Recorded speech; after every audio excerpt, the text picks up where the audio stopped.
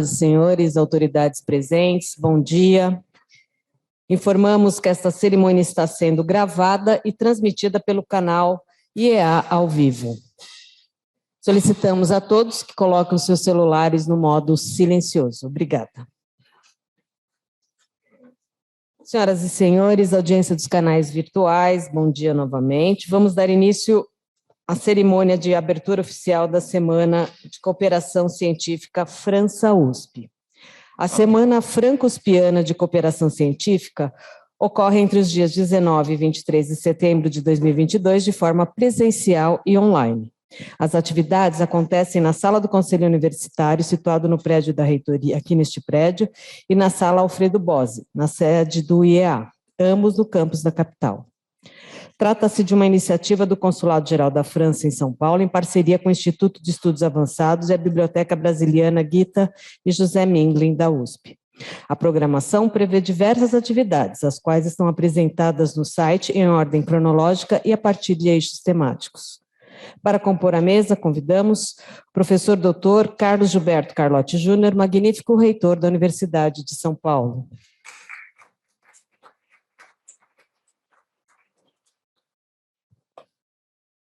Excelentíssimo senhor Yves Tessier-Delfel, cônsul-geral da França em São Paulo.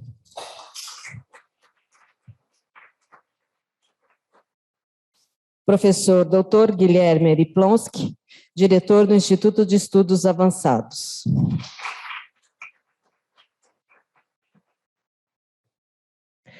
Professor doutor Sérgio Proença, presidente da UCANI.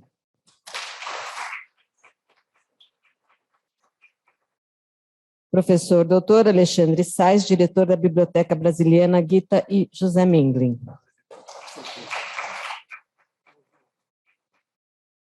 Professora doutora Marisa Midori de Aecto, coordenadora deste evento, juntamente com a senhora Nadege Mézier, adida para a Ciência e Tecnologia do Consulado-Geral da França em São Paulo.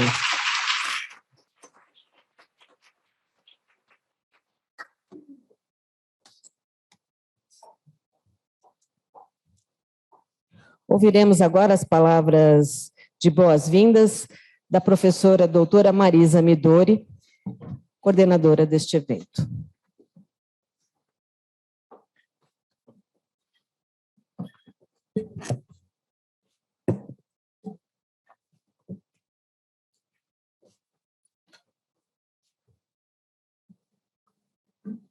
Bom dia, magnífico reitor, senhor cônsul-geral da França em São Paulo, senhor diretor do Instituto de Estudos Avançados, senhor diretor da UCANI, senhor diretor da biblioteca, ou da BBM, né, da Biblioteca Mingling, minha querida companhona de route, je ne sais pas si on parle comme ça, mais bon, Nadege Mézier, a todos e todas que nos acompanham em seus celulares, computadores ou tablets, seja na França, em Portugal, nas Américas ou no Brasil, a todos e todas aqui presentes, recebam as minhas saudações fraternas. A Semana Franco-Uspiana de Cooperação Científica nasce com um neologismo. Embora as relações entre a França e a USP, como todos sabemos, já se encontrem enraizadas em nossa instituição. Na verdade, a história da cooperação científica entre a França e o Brasil é muito mais antiga. Podemos recuar até 1908, quando Jorge Dumas inicia seus projetos em São Paulo, Rio de Janeiro e até mesmo no sul do país, ou pensar mais longe, na missão francesa organizada nos tempos da corte de Dom João VI, tema da conferência desta tarde, a ser proferida por Jacques Lenard, ou então perscrutar outras geografias e outros momentos históricos. Mas a Semana Franco-Uspiana de Cooperação Científica está calcada no tempo presente. É fruto de um trabalho coletivo de pesquisadores de diferentes unidades que abraçaram o projeto e construíram esse laço com o Consulado-Geral da França em São Paulo e a Embaixada da França no Brasil. Nosso objetivo é o dispor o estado da arte das pesquisas em artes e humanidades que tocam as duas nações, além de acolher um simpósio importante, não menos tradicional, sobre a ciência aberta. Tudo foi muito bem pensado, até mesmo as lacunas do programa. Sabemos que a cooperação científica entre a França e o Brasil extrapola as áreas aqui em evidência. Esperamos que novas edições cumpram a vocação transdisciplinar que um evento desta magnitude não deve negligenciar. Até mesmo o cartaz da semana foi objeto de largas discussões. A escolha dessa belíssima imagem, fotografia de Marcelo Gauthieron, permite muitas leituras, tal a sua riqueza poética. A mim agrada pensar que ela sintetiza bem os altos e baixos da pesquisa científica. Não me refiro apenas às questões econômicas, políticas e sociais, que não raro opõem interesses e visões de mundo, como temos presenciado atualmente, mas a maneira como todo cientista se vê odiernamente numa corda bamba ou numa roda gigante, com suas dúvidas, descobertas, contradições, sucessos e contratempos. Tudo isso diz muito sobre a relação que estabelecemos com o saber científico, objeto de análise de Christian Jacob, na conferência que daqui a alguns minutos inaugura nossa semana. Antes de concluir, gostaria de evocar uma outra imagem. Conta o historiador Fernando Rodet que numa noite, em Salvador, os vagalumes cintilavam sobre o fundo escuro do céu. Aquelas cintilações breves adquiriram naquele instante um significado profundo. Elas representavam o tempo curto dos acontecimentos, inscritos na média e na longa duração. Nascia na paisagem noturna de Salvador uma das maiores contribuições da historiografia ocidental. Pensemos, portanto, neste evento, nesta semana, como o cintilar dos vagalumes em uma noite escura. Aqui estamos, sem olvidar o passado, construindo mais uma ponte na história da cooperação científica entre a França e a Universidade de São Paulo. Que novas semanas venham confirmar o caráter longevo desta amizade. Afinal, la roue tourne. Muito obrigada.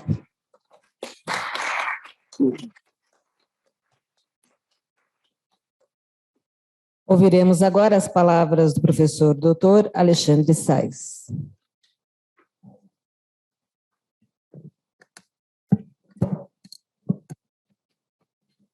Bom dia.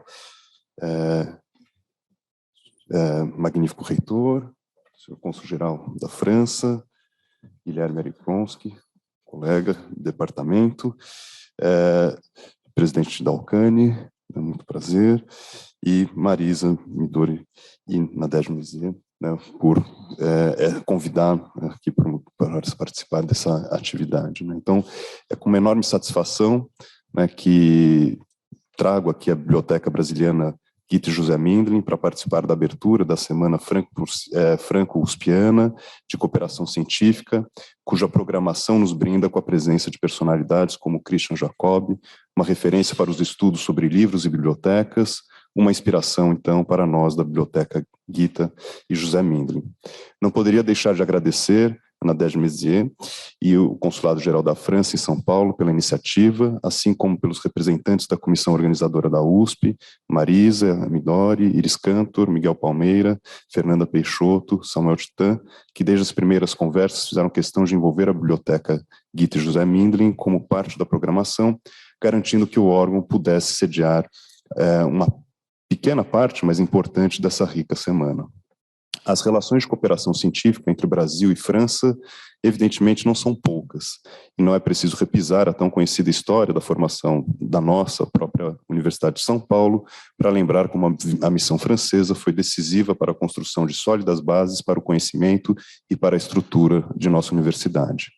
Por isso, brevemente, queria lembrar de um outro episódio sobre essa promissora relação de cooperação científica entre Brasil e França, por meio da trajetória do principal economista brasileiro, Celso Furtado, cujo acervo hoje se encontra no Instituto de Estudos Brasileiros da USP.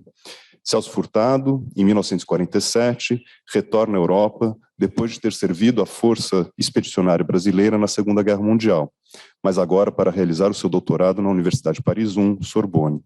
Sentindo aquilo que ele diz, os ares do mundo, sua reflexão sobre o Brasil se aprofunda naquela oportunidade, afinal, os contrastes entre Brasil e Europa o permitem captar a essência da realidade da formação social brasileira, o ponto de partida para sua avaliação sobre as raízes do subdesenvolvimento.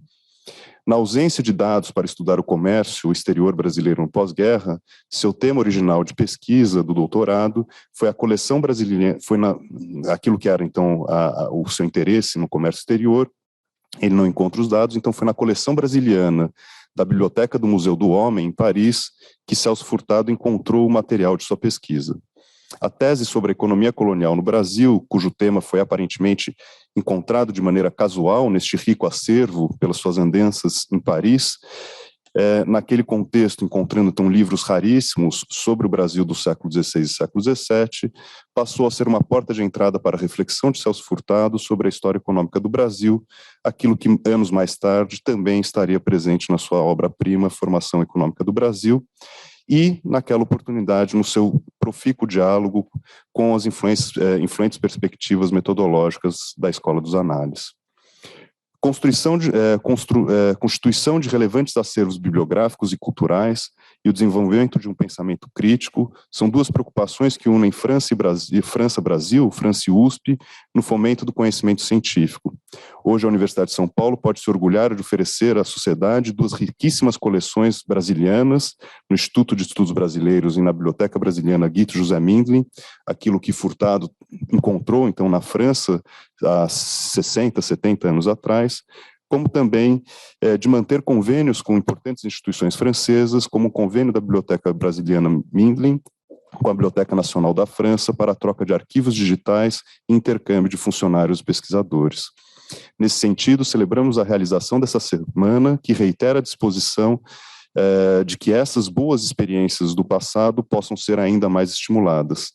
Perseguindo uma pauta urgente e comum para o futuro dos dois países, acreditamos que compartilhar a defesa da cultura e da ciência como instrumentos que aqui estarão presentes ao longo dessa semana são decisivos para alcançar esse futuro tão esperado. Então, eu desejo uma excelente semana a todos, agradeço e convido aqueles que tiverem interesse para se juntar às visitas à Biblioteca Brasiliana. Muito obrigado.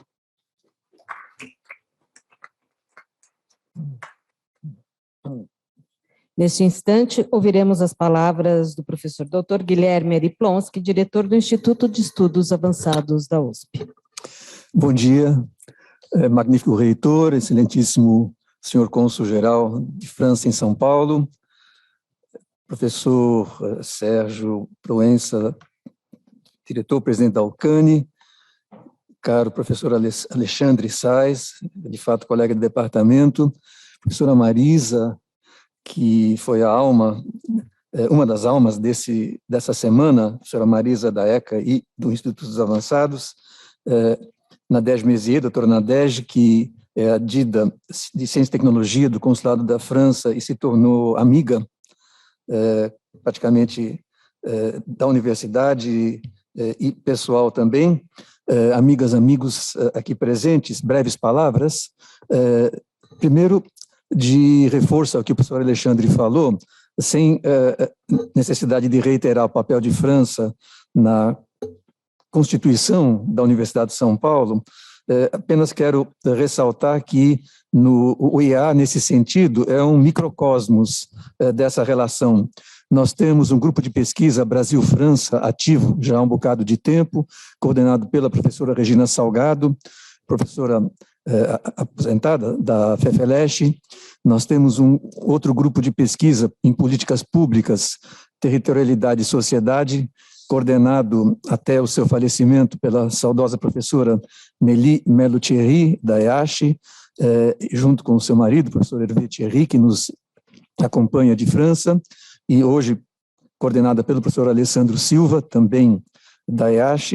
O IA é a sede na América do Sul do Institut des Amériques, que é um dos parceiros desse evento, e além do que já nós participamos ativamente das cátedras franco-brasileiras, junto com demais áreas da Universidade de São Paulo, Unicamp e Unesp, e menciono que na edição de 2021, uma das participantes foi a professora Marisa Midori, fazendo um trabalho muito importante comparando a Lei Lanc francesa de proteção do livro, né, do ponto de vista comercial, com a legislação brasileira, e que gerou esse livro que nós recebemos aqui na entrada, que tem o nome tão apropriado, né, de Bibliodiversité. Falamos de biodiversidade na natureza, mas também é importante que haja condições econômicas para a biodiversidade ou para a bibliodiversidade, né, no ambiente cultural. Além disso tudo que já acontece, nós estamos pensando em avançar, senhor cônsul, querida Nadege e demais participantes, na relação com França, em duas frentes, com a Universidade Paris I, Panthéon, na constituição, junto com a Pró-Reitoria de Pesquisa e Inovação, de uma cátedra de inovação, o professor Florent Pratlon, que esteve recentemente aqui conosco, e também nós estamos com, vamos dizer assim, um flerte, que espero que se transforme rapidamente em namoro, noivado e casamento, com o CNRS para uma posição aqui, uma base na Universidade de São Paulo, voltada às humanidades, né, que é um espaço importante, frequentemente não suficientemente valorizado. Então, é com enorme alegria que participamos, ajudamos e ajudaremos todas as iniciativas com França, em particular nesse campo, que é o campo do conhecimento objeto da conferência que nós teremos daqui a pouco, com o professor Christian Jacó.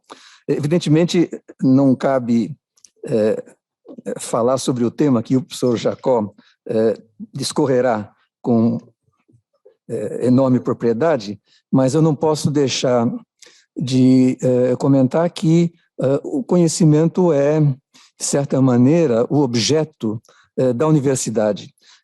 Me chama sempre a atenção a visão que os colegas da Europa tiveram quando, na estratégia de Lisboa, ao pensar, não é, o futuro da Europa, colocando a ciência entendida da maneira mais ampla, né, como o Wissenschaft em alemão, quer dizer, as ciências mais duras, sociais, e também as humanidades dentro desse conceito, conceberam o chamado triângulo do conhecimento da perspectiva dos estudantes, o que para nós é o fundamental, e é bom ver um bloco de estudantes aqui conosco presencialmente.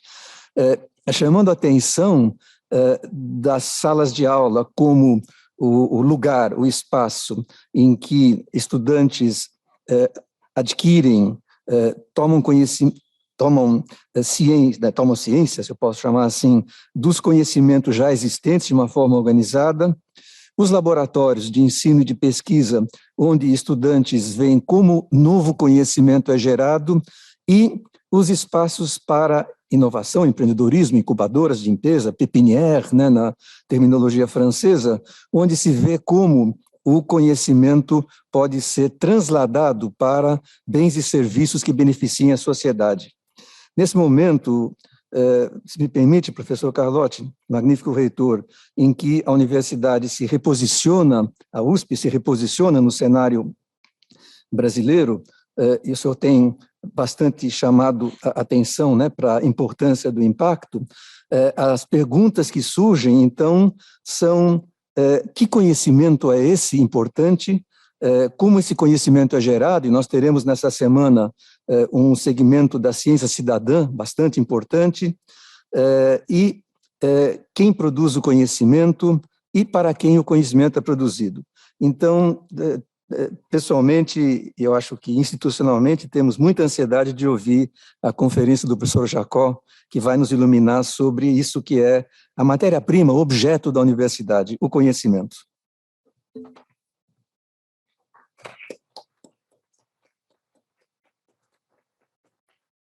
Obrigada, professor Plonsky. Ouviremos agora as palavras do professor Dr. Sérgio Proença, presidente da UCANI.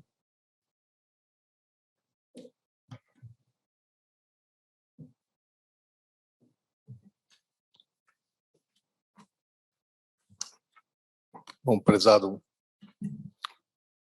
professor Carlotti, magnífico reitor da USP, senhor cônsul-geral da França em São Paulo, senhor Yves Tessier-Dauphin,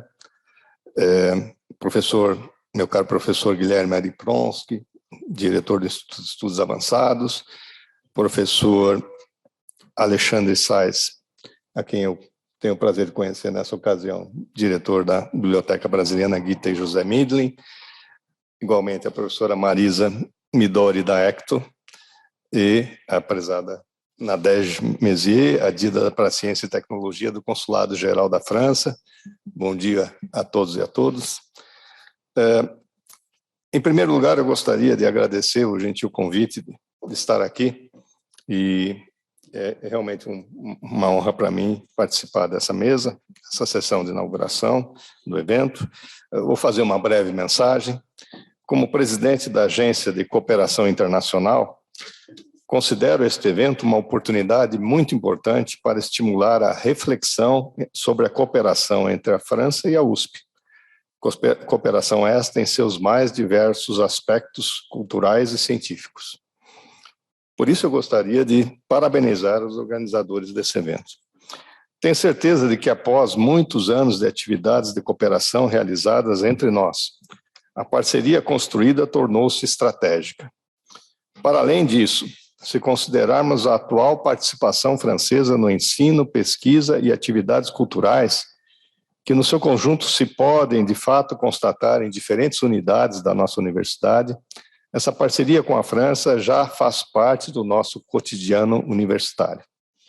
Portanto, acredito que a Agência de Internacionalização deve apoiar ações que visem não apenas fortalecer esses laços de cooperação, mas também ampliá-los, seja, por um lado, promovendo maior reciprocidade nas atividades mencionadas, mas também, pelo aquilo que eu ouvi agora, promovendo conjuntamente ampla disseminação do conhecimento e do saber em nossa sociedade.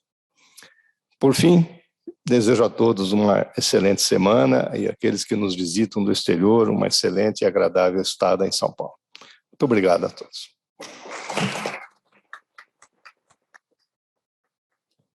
Obrigada, professor. Ouviremos agora as palavras do senhor Yves Tessier-Dauphin, cônsul-geral da França em São Paulo.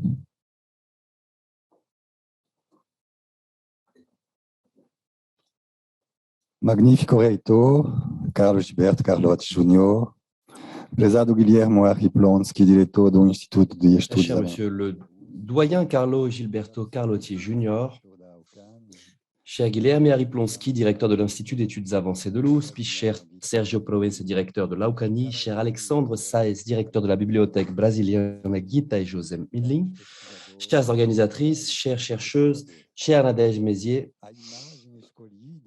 l'image qui a été retenue pour illustrer l'affiche de cette semaine de coopération scientifique franco-ouspienne est une grande roue à Salvador qui a été prise en photo par Marcel Gauthero et qui donne le bon ton pour les prochains jours de cette rencontre.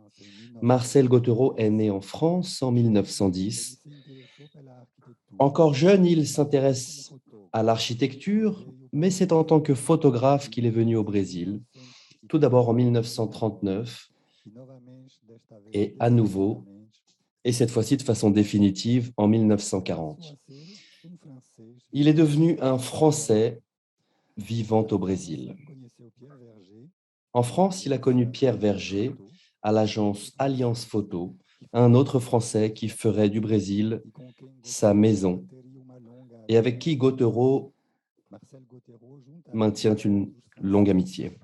Marcel Gauthero, ainsi que d'autres Français qui, au XXe siècle, se sont établis au Brésil, où ont circulé entre la France et le Brésil, entre des artistes, des éditeurs, des industriels, des scientifiques, des personnalités connues ou moins connues, sera le focus d'un symposium organisé par Marisa Midori, professeure à l'ECA USP, et Monica Spoon, chercheuse à l'EHESS, École des hautes études en sciences sociales, qui commencera demain. Ce colloque est le premier pas vers la création d'une encyclopédie au sujet des Français au Brésil, leur réalisation et la circulation de tout type entre nos deux pays. Une encyclopédie qui doit prendre la forme d'une plateforme en libre accès, et j'invite tout le monde à contribuer à cette plateforme. Ce terme « libre accès » renvoie, comme vous le savez, à la science ouverte, en accès ouvert plutôt, pardon, renvoie à la science ouverte, thème qui sera discuté lors du symposium international qui réunit des chercheurs du Brésil, de France, du Chili et de l'Argentine. Le symposium a été organisé par le Consulat général de France en collaboration avec le bureau du CNRS en Amérique du Sud et avec le soutien de l'Institut d'études avancées de l'USP. Un grand mouvement de réflexion et d'initiative s'est produit depuis plus de 10 ans maintenant pour rendre les productions scientifiques plus largement accessibles, le plus accessible possible, pour garantir que les données produites par les scientifiques ne resteront pas dans les laboratoires ou s'y perdent, mais bien au contraire qu'ils soient publiés, indexés, lus, relus et retravaillés, pour que la science puisse développer des liens plus étroits avec la société à travers la communication scientifique ou la participation de la population dans la production de données. La science ouverte, c'est le futur de la science, c'est l'avenir de la science. Revenons-en à la photographie de Marcel Gauthiereau au sujet de la Grande Roue. Cette photo incarne parfaitement la synthèse entre une forme et le mouvement imprévisible de la vie, comme l'écrit Samuel Titan dans le catalogue dédié aux photographes et qui caractérise l'art photographique de Gauthiereau. La structure de la Grande Roue et les nuages, les barques, auxquelles les mains s'agrippent avec force, les hommes et les femmes que l'on imagine sourire, discuter, regarder vers le ciel et vers la terre. Cette photographie nous rappelle nous-mêmes qui parfois devons prendre de la hauteur pour pouvoir regarder de façon différente vers le bas, prendre de la distance pour ne pas être trop collé à ce que l'on essaye de comprendre et expliquer. Et également ce mouvement dans le rapport avec ces objets d'étude que anthropologues et historiens en particulier font. C'est la roue, la grande roue qui tourne, la roue tourne, comme dit Marisa, et les détails apparaissent. C'est à ce jeu que nous renvoie cette image. C'est quelque chose de ludique, véritablement, qui est intrinsèque à la recherche scientifique, au gai savoir. Et à ce jeu de la grande roue, de la circulation des idées, des connaissances, c'est à ce sujet que nos invités qui vont prendre la parole aujourd'hui vont parler. Jacques Hénard qui va parler cet après-midi et qui a participé à la rédaction du catalogue sur Gauthiereau avec des articles sur la photographie et les jardins de Bourg-les-Marx, travaille sur l'art et la littérature, en particulier en Amérique latine. Il a collaboré avec de nombreux professeurs de l'USP, comme par exemple Antonio Dimas et Samuel Titan. Aujourd'hui, Jacques Hénard nous parlera du peintre Jean-Baptiste Debré, qui est arrivé au Brésil avec d'autres artistes français en 1816 et n'a quitté le pays qu'en 1831. Au cours de ces 15 années, il a peint la splendeur de la cour et des vendeurs d'herbes et de lait. Christian Jacob, qui prendra la parole dans quelques instants, connaît le Brésil pour la première fois. Nous sommes très heureux de pouvoir l'accompagner dans ce voyage. Christian Jacob n'est pas toutefois inconnu de certains professeurs et étudiants brésiliens. En effet, le livre qu'il a coordonné avec Marc Baratin sur le pouvoir des bibliothèques a été traduit et publié par la maison d'édition de l'UFRJ. Christian Jacob est un historien de l'Antiquité gréco-romaine. Il étudie la cartographie, les bibliothèques de l'Antiquité gréco-romaine, les livres de l'époque, les pratiques universitaires de l'époque. Il combine l'histoire et l'anthropologie à la manière de ses illustres maîtres Jean-Pierre Vernant et Pierre Vidal-Naquet. En montant dans cette grande roue ce matin, nous allons regarder vers le passé, loin et ensuite moins loin. Pour terminer, je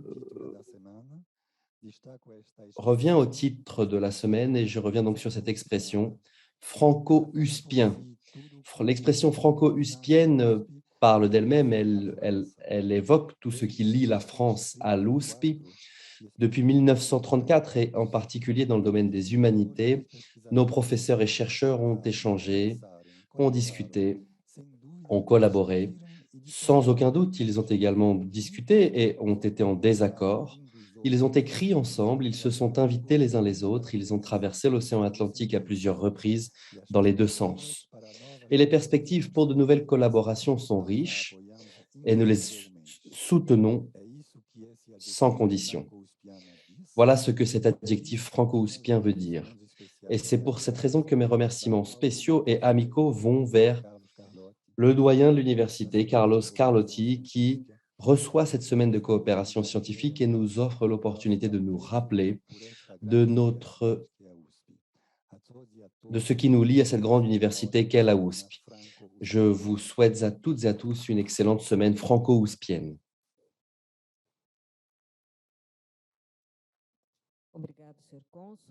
Merci beaucoup, Monsieur le Consul.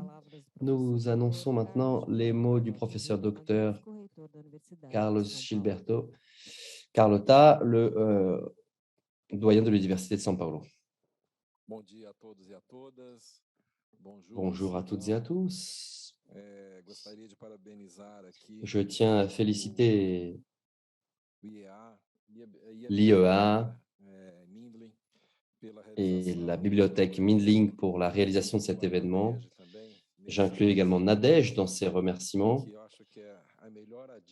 Je crois que c'est probablement la meilleure attachée de coopération scientifique que la France a eue dans toute son histoire au Brésil, en vertu de son utilité, en vertu de sa perception et en vertu de l'amour que tu as pour la USP également et pour le Brésil, naturellement, en plus de l'amour que tu as pour la France, Nadège. Je tiens à saluer notre consul général de France à São Paulo, Monsieur Yves, le professeur Diplonski, Nadège, Alexandre, Marisa également. Je suis certain, Marisa, que vous avez passé de nombreuses heures à travailler sur cette programmation et je vous en félicite et je vous en remercie. Et Sergio Proença également pour sa collaboration qui travaille pour l'internationalisation des activités de la USP. Je crois que, Alice, ce que tu as fait à l'IEA, c'est absolument significatif. Les initiatives que tu as prises, la persévérance que tu as eue, je pense que tout cela a permis de mettre la USP dans une situation d'avant-garde. Vous savez que c'est ça l'idée de la direction de l'USP. Et je te félicite pour cette initiative une fois de plus. Et je pense que nous devons penser au sein de l'IEA à des choses un petit peu avec de l'avance. On doit toujours un petit peu aller au-delà du trivial, peut-être,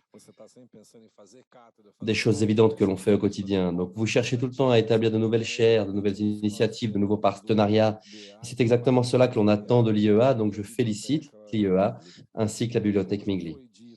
Comme ça a déjà été dit, la USP a eu au tout début, ses débuts ont été très liés à la mission française pour former la faculté de philosophie et de sciences. Ça, c'était en 1934. Et cette histoire ne peut pas s'arrêter ici. Je rappelle des actions récentes, plus récentes, qui ont élevé ce partenariat entre l'Université de São Paulo et la France à de nouveaux niveaux. Et je vais citer en particulier quelque chose, donc le double diplôme à la faculté de droit, qui a permis à des professeurs français de venir passer quelques semaines, voire quelques mois au Brésil, à donner des cours à la faculté de droit. Et à la fin de ce cours, l'élève reçoit un diplôme tant de l'Université de São Paulo que de l'Université de Lyon. Je cite également la présence récente de l'Institut Pasteur, ici à l'Université de São Paulo, qui actuellement est une plateforme. Mais nous travaillons, notamment la semaine dernière, nous avons eu une réunion avec la direction de l'Institut Pasteur, puisque nous avons véritablement l'Institut Pasteur présent au Brésil, présent dans l'État de São Paulo, à travers un partenariat avec le gouvernement de São Paulo, la USP,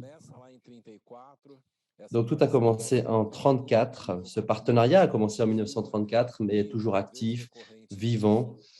Et probablement, en fonction de cela, la France est le principal, le plus grand acteur de coopération internationale à l'Université de São Paulo. Qu'il s'agisse de recevoir des professeurs visitants, qu'il s'agisse d'envoyer des Brésiliens à l'étranger, qu'il s'agisse d'organiser des publications conjointes. La France est toujours en premier lieu, à la première place, pardon, et je pense que c'est ça qui explique ces relations que nous avons, ces si bonnes relations que nous entretenons avec la France depuis notre fondation d'ailleurs. Et je pense que cela reflète également un petit peu notre culture, une culture très proche du Brésil, une culture brésilienne et française qui sont très proches. Je voudrais maintenant vous dire que nous avons un accord, COFECUB, USP France, qui met en évidence l'Université de São Paulo par rapport à d'autres universités du pays en termes d'importance et de valorisation de ce partenariat avec la France. Ce partenariat tend à augmenter et c'est cette semaine de franco-ouspienne qui le montre notamment. Et je pense que si cela ne dépendait que de la direction actuelle, ces liens seraient encore plus étroits, plus durables et plus incisifs probablement au cours des prochains mois et des prochaines années. Je suis convaincu que nous allons inaugurer donc l'Institut Pasteur ici à l'Université de São Paulo pendant cette période et nous allons donc alimenter ainsi notre partenariat scientifique. Et pour parler d'autres domaines maintenant, lorsque nous avons une grande interaction dans le domaine biologique, par exemple, certainement les humanités, l'ingénierie, tout ça vont également faire partie de cette union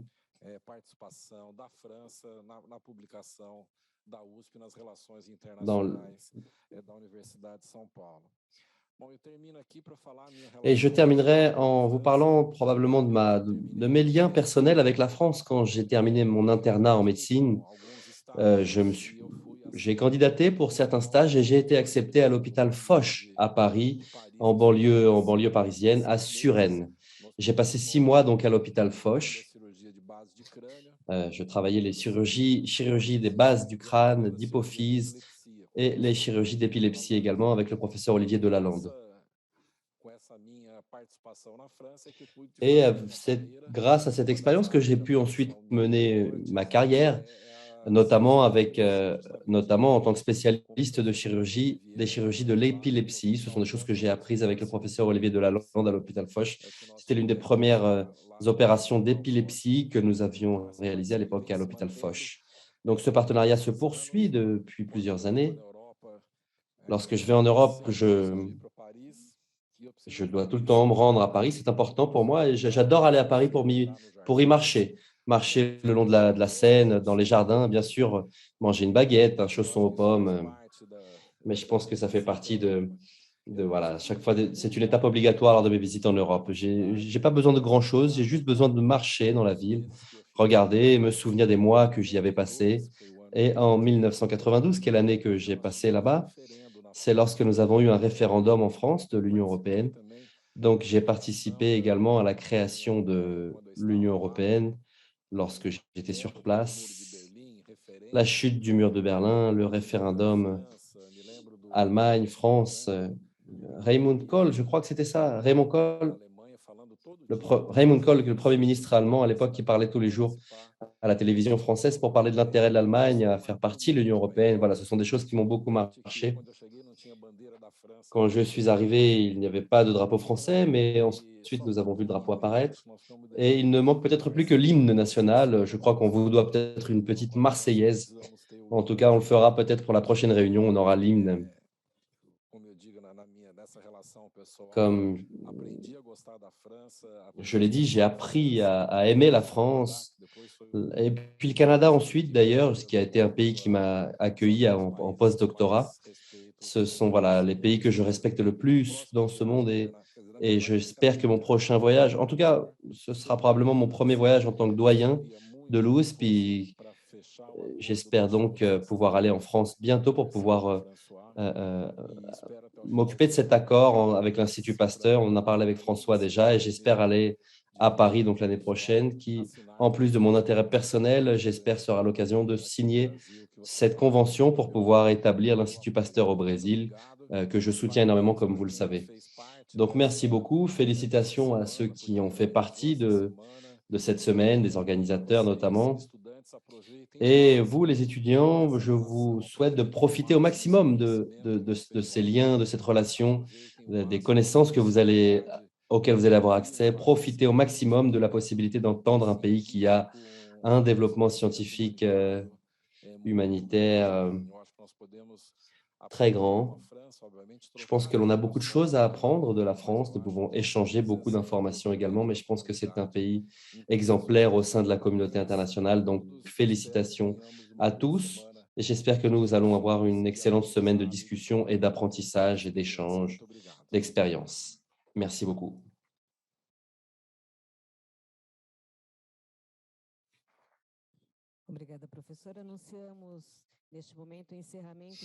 Nous annonçons maintenant la clôture de la cérémonie officielle d'ouverture de coopération scientifique France-OUSP et nous demandons aux autorités de la présence sur la scène de reprendre leur place. Et nous allons maintenant avoir une conférence de Christian Jacob, un regard historique et comparatif avec Christian Jacob, donc avec une médiation de la professeure Dr Marisa Midori Deact, à qui nous repassons donc le micro. Je vous souhaite un excellent événement. Bom, pedimos a todos desculpas por esses problemas técnicos. Antes, na verdade, Nadege e eu, nós tínhamos feito uma divisão de tarefas no nosso discurso de abertura. Désolé pour ces problèmes techniques. Nadège, nous nous étions mis d'accord pour nous partager les tâches dans ces discours de présentation et d'ouverture, et de telle sorte que nous avons des remerciements que nous n'avons pas faits. Et je voudrais demander maintenant à Nadège de présenter de façon décente le professeur Christian Jacob. Mais avant cela, nous allons formuler quelques remerciements. Merci beaucoup. Merci beaucoup, Marisa. Bonjour à toutes et à tous. Oui, effectivement, il y a une liste très grande en fait de personnes à remercier, mais je vais devoir choisir simplement les principaux remerciements. Donc, le professeur Carlotti, bien sûr, mais l'année dernière, nous avons eu un petit événement en ligne. Et c'est le professeur Carlotti qui nous a soutenus, qui nous a incités à organiser cet événement pour discuter de façon plus approfondie les questions de coopération scientifique. Donc, je tiens à remercier le professeur Carlotti, notamment en raison de cet événement qui a été une espèce d'introduction à cette semaine.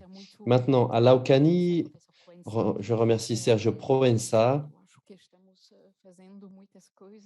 Je crois que nous faisons beaucoup de choses et il y en a beaucoup d'autres à faire encore. Sergio Oliva aussi à Aucani.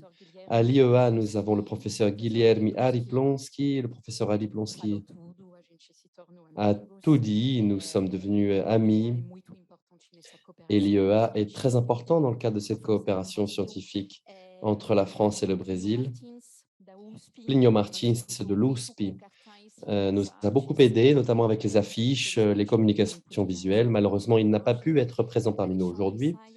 Alexandre Sais de la BBM, merci beaucoup Alexandre de nous prêter la BBM pendant 2 jours. J'ai vraiment hâte de connaître les archives de la BBM et du IEB. Samuel Titan également. Merci Samuel. Merci pour tout. Professeur ici à la FFLH et il est également directeur éditorial à l'UMS. Samuel nous a beaucoup aidé à obtenir les droits de cette photo, notamment de Marcel Gautreau. Kavita Miadera Hamza de la FEA, qui nous a aidé l'année dernière, elle nous aide encore une fois cette année. Nio Sao Singh les employés de l'IEA et en particulier Claudia Regina Rodrigues, analyste de communication et qui travaille avec nous depuis plusieurs mois maintenant. Merci beaucoup à Claudia donc. Et pour terminer, je dirais, notre conseil scientifique, Miguel Palmeira, Fernanda Peixoto, Iris Cantor, Samuel, une fois de plus. Bref, je crois que nous avons fait un beau travail. On va voir ce qui va se passer maintenant, mais la programmation est extrêmement belle. Et je voudrais terminer en remerciant Marisa. Marisa l'a dit, nous sommes compagnons de route. Et merci beaucoup Marisa pour tout et je voudrais te remercier également pour ce que tu vas faire pendant les prochains mois aussi. Voilà, pour vous mettre un petit peu la pression. Voilà, merci beaucoup donc à toutes et à tous.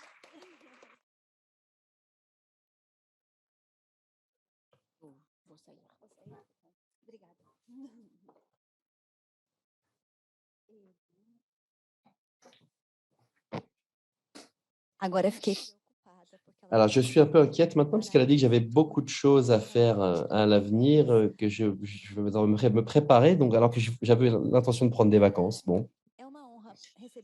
Bon, c'est un honneur de recevoir le professeur Christian Jacob ici dans cet auditorium. Vous pouvez le voir, il est déjà présent, il habite ma bibliothèque depuis plusieurs années déjà. Donc, c'est extrêmement gratifiant que de pouvoir partager ces lectures avec vous et notamment avec mes élèves de l'histoire du livre, partager ces voyages, ces lectures avec eux et avec vous. J'ai préparé un tout petit texte, je vous promets que c'est un tout petit texte et c'est comme ça que je vais commencer mes salutations. La possibilité de recevoir le professeur Christian Jacob à l'Université de São Paulo est un grand honneur en raison de sa biobibliographie, bien sûr, mais surtout parce que ses interventions dans le domaine de l'histoire des savoirs nous permettent de connaître en profondeur le passé sans négliger les doutes, les inquiétudes et les projections qui nous touchent dans le temps présent. Christian Jacob est professeur émérite de l'EHESS à Paris, spécialiste de l'Antiquité et en particulier de la géographie gréco-romaine. De façon générale, son travail s'intéresse à la thématique de l'histoire de la connaissance et de la transmission des savoirs. En 2007, il a dirigé le premier volume des lieux du savoir, Espace et communauté, suivi d'un deuxième volume appelé Le monde des intellectuels de 2011. Sans aucun doute, c'est un projet colossal en raison de son ambition et aussi de sa pertinence, qui vise à constituer une lecture qui constitue une lecture obligatoire pour nous tous. Le pouvoir des bibliothèques, comme je l'ai dit, la mémoire des livres en Occident, organisée par Christian Jacob et Marc Baratin, est devenue, parmi les lecteurs brésiliens, une œuvre de référence dans l'histoire des livres et des bibliothèques. En géographie et ethnographie de la Grèce antique, un livre non encore édité parmi nous, Jacob nous invite à lire les classiques avec un regard axé sur la vie intellectuelle et la notion d'espace partagé parmi les anciens. Rien ne lui échappe, la comédie d'Aristophane, la géographie de Strabon, toutes ces informations permettent à l'auteur de réfléchir à l'histoire et aux représentations de la géographie, mais également sur la vie intellectuelle et les échanges de connaissances parmi les anciens. Nous pouvons dire que le fait que ces documents soient arrivés jusqu'à nous nous permet d'avoir un autre regard sur le pouvoir de l'écrit et des bibliothèques, où naît une première constatation. Combien de choses ont été oubliées, n'ont pas été mises par écrit ou n'ont pas été retrouvées parmi tous ces textes qui ont survécu au temps, au cataclysme de l'histoire jusqu'à nous. Pour en revenir au pouvoir des bibliothèques, il est pour Jacob le rapport dit beaucoup sur les efforts intellectuels en termes de catalogisation, classification et systématisation des connaissances. Pour reprendre les mots de l'auteur, la circulation, la diffusion des énoncés et des savoirs Et la réutilisation de tout cela et leur transformation en nouveaux écrits sont l'une des figures les plus importantes du travail intellectuel à Alexandrie. Travail de recyclage en circuit fermé, dont la logique peut, en tant que telle, avoir contribué à l'oubli et à l'atomisation de la totalité.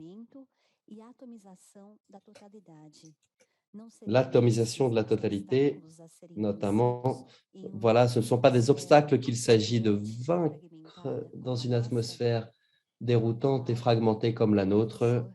Je repasse donc la parole à Monsieur Christian Jacob, que je remercie, que j'invite à prendre donc à monter sur scène. Bonjour à toutes et à tous. Je m'excuse de parler en français, je ne connais pas cette belle langue du portugais et je remercie le traducteur.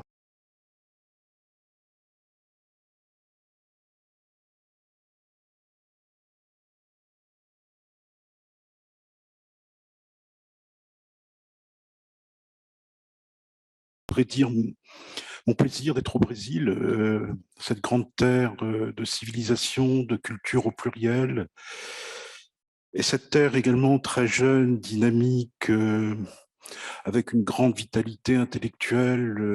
Nous avons beaucoup d'étudiants brésiliens à Paris. Et j'ai une étudiante qui est retournée à Rio de Janeiro, terminer une première année de master sur l'introduction de la psychanalyse au Brésil. Donc il y a des échanges effectivement très vivants entre le Brésil et la France, et l'école dans laquelle j'ai enseigné a vu passer un très grand nombre de collègues, enfin de jeunes étudiants et chercheurs brésiliens et brésiliennes, et qui maintenant sont de retour dans leur pays. Alors, premier test, essayer de faire marcher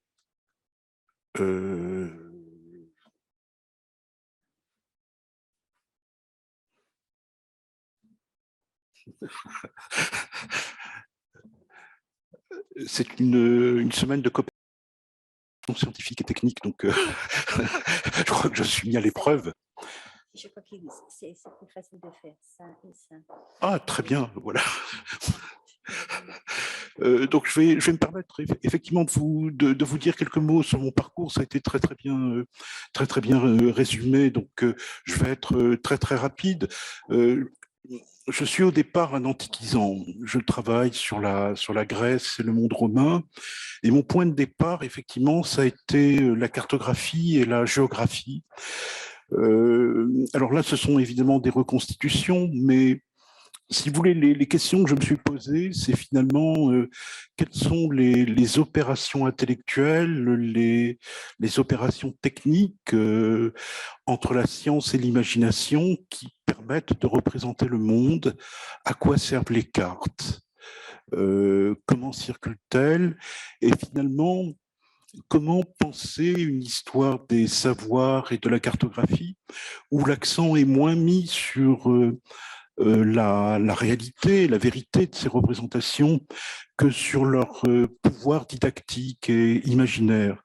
Donc vous voyez que là on est encore dans un monde, dans l'ancien monde, un monde circulaire, refermé sur lui-même. La carte décatée appartient à un monde où la Terre est encore pensée comme plate, avec le fleuve de l'océan tout autour.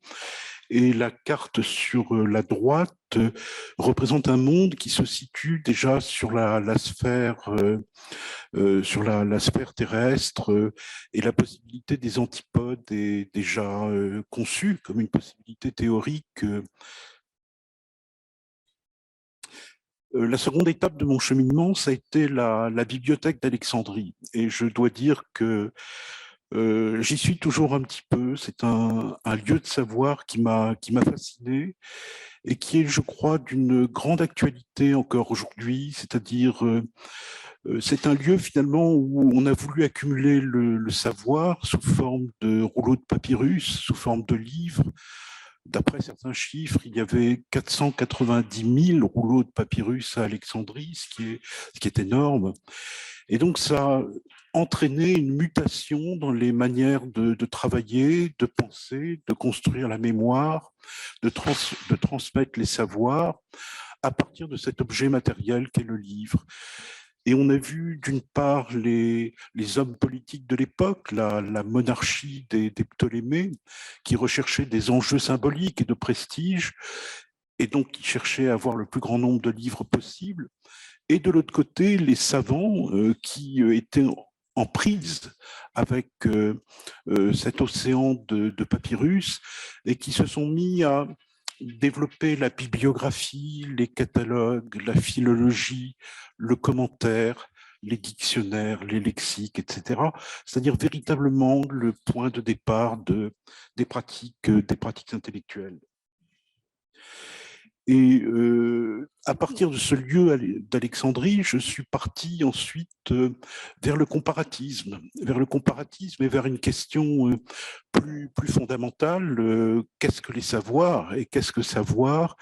Et pour mener à bien cette entreprise, j'ai constitué un collectif de camarades, de collègues, de chercheurs, de doctorants, de post-doctorants, où nous avons essayé de comprendre dans la diversité des cultures humaines de l'Ouest, de l'Est, du Sud, du Nord, du présent et du passé, comment les savoirs constituaient une dimension de l'activité humaine.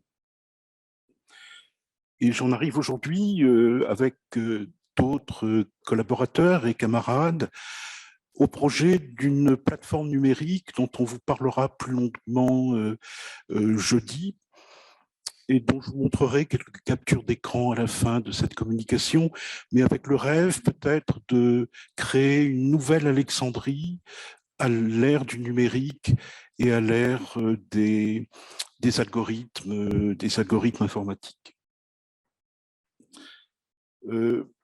Donc la question que je voudrais développer avec vous aujourd'hui, finalement, c'est de réfléchir sur ce que peut être une histoire et une anthropologie des savoirs. Et la première chose que je voudrais dire, sur laquelle je voudrais insister, c'est qu'au-delà des partages disciplinaires entre anthropologie, sociologie, droit, politique et les multiples branches de l'histoire, il me semble que les sciences humaines et sociales ont en commun un objet essentiel, le large spectre des savoirs. Car au fond, ce qui fait lien entre les hommes, c'est l'acquisition, la pratique, la transmission, le partage et la formalisation des savoirs. Et on voit d'ailleurs que cette rencontre en est une formidable démonstration. Même l'océan Atlantique ne peut pas empêcher la circulation des savoirs, des idées, des découvertes et des sciences.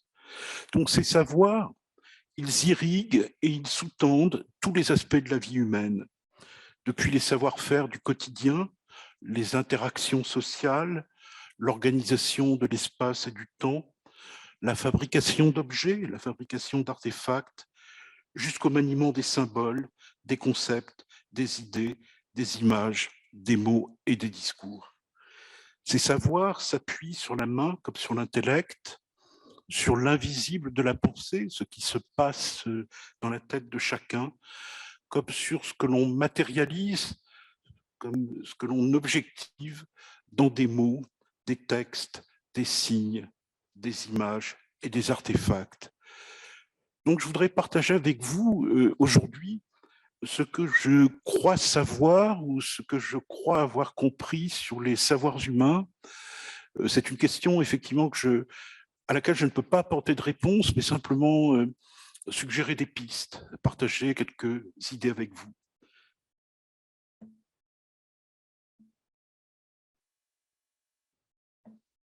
La technique. Oui, ça ne marche plus. Voilà. Il ne fonctionne qu'avec moi. Marisa me dit que le PowerPoint ne fonctionne qu'avec elle, donc il y a les mains de l'intellect, il y a une différence très nette entre les mains des collègues brésiliennes et les mains d'un chercheur français tout à fait maladroit. Donc, merci Marisa, ça tient de la magie, de la sorcellerie, du chamanisme, mais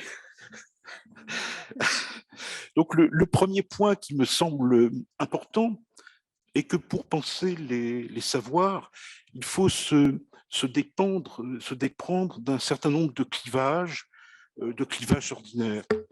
Par exemple, entre les savoirs intellectuels et les savoirs pratiques, ou entre les savoirs experts et les savoirs de vulgarisation, ou encore entre les savoirs reconnus et les pseudo-savoirs.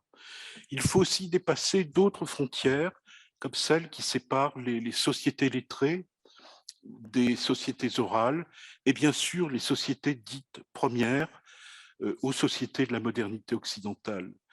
Je considère donc que les savoirs sont constitutifs de l'humain, sont consubstantiels à toute culture, à toute vie sociale. Et ils sont présents évidemment dès les débuts de l'hominisation, avec les premiers gestes techniques sur le silex, les pratiques de la chasse, de la survie.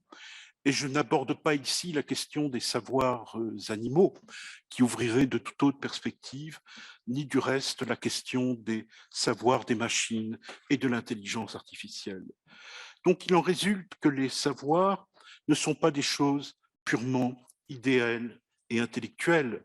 Il y a des savoirs corporels, pratiques, techniques, artisanaux, artistiques, rituels et spirituels. Mais je pense qu'il faut aussi aller au-delà du clivage entre les savoirs intellectuels et les savoirs manuels. Je veux dire que même dans les savoirs apparemment les plus pratiques, les plus techniques, les plus matériels, où on ne saurait tenter de voir que du doigté, de la dextérité, de la force physique, il y a bien évidemment de l'intelligence, de la pensée, l'intelligence de la main qui guide, qui module les gestes, les oriente vers la création, vers l'action efficace. Et on peut penser aux métiers d'art, aux savoirs techniques, à la danse, au sport, à tous les arts de la performance.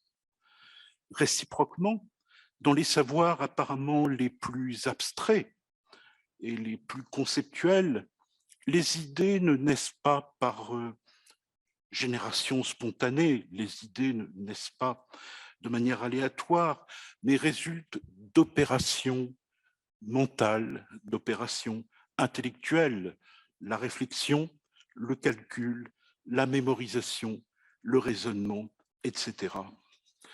Donc, il y a des pratiques et des opérations partout, dans les savoirs manuels comme dans les savoirs abstraits. Les uns et les autres reposent sur des savoir-faire qui se décomposent en séquences de postures corporelles, de gestes de la main, de manipulation d'outils et de supports matériels. Là, c'est hors de notre force. C'est hors de notre force, donc... Là, ce sont des forces extérieures qui activent, donc on attend. Vous pouvez dire, continuer. Tout à fait. Donc... Oui, donc vous pouvez continuer. D'accord, d'accord. Donc, l'autre idée, la nouvelle idée que je voudrais défendre, c'est que les savoirs pratiques comme intellectuels sont instrumentés. Les savoirs reposent sur des instruments, sur des objets. Et cela va du mobilier aux supports et aux instruments de l'écriture, des outils aux machines, et les outils, du reste, peuvent être matériels ou immatériels. Le syllogisme, par exemple, cette manière de raisonner dans nos têtes, est un outil de pensée qui peut être purement mental ou aussi matérialisé sur la forme d'un tracé de schémas et d'équations. Ces outils donc reposent sur des savoir-faire particuliers, des techniques de la main, du corps, de l'esprit, qui mobilisent les gestes, les sens, la vue, l'ouïe, la mémoire et l'attention. Et réfléchissons un instant à la complexité de ce qui nous semble être aujourd'hui des opérations très ordinaires, écrire à la main sur un carnet, écrire sur un clavier d'ordinateur, lire un livre imprimé, lire sur écran, faire un PowerPoint. L'attention intellectuelle, la pensée qui formule un texte à écrire ou qui s'approprie un texte lu, s'appuie sur des postures du corps, des gestes de la main, des mouvements, des arrêts du regard et un flux d'impulsions nerveuses qui se traduisent en mots, en phrases, en idées, en associations d'idées, en souvenirs. Les savoir-faire et leurs instruments